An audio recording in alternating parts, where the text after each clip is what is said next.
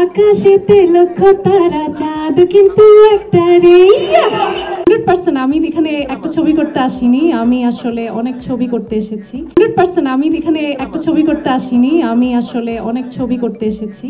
So আশা করি এই ছবির মাধ্যমে যদি আমার একটা খুব ভালো শুরু হয়, আশা করছি কমার্শিয়াল সিনেমাতে আমি নিয়মিত কাজ করতে চাই। আমাদের যারা ডিরেক্টর আছেন, এখানে প্রডিউসার আছেন, ফিমেল লিডদেরকে যে আরও ইম্পর্টেন্স দেওয়া উচিত, এবং সেটাকে আপনি করলেও যে সিনেমা যে আর্ট ফিল্ম হবে না, নারী কেন্দ্রিক হয়ে যাবে না, একটা দিনও আমি ওয়েস্ট করিনি। আমার যেদিন সিনেমা সাইন হয়েছে তার ঠিক পরদিনই আমি আমার ওয়ার্কআউট, আমি আমার ট্রেনিং সব শুরু করি, এবং আমার সাথে রাজভাইও আমরা একসাথে ট্রেন করেছি, একসাথে জিমে গিয়েছি, স্ট্রেংথ ট্রেনিং করেছি, মার্শাল আর্ট থেকে শুরু করে যেগুলো বেসিক জানা দরকার, ফাইট রিহার্সাল, ফাইট ডিরেকশন।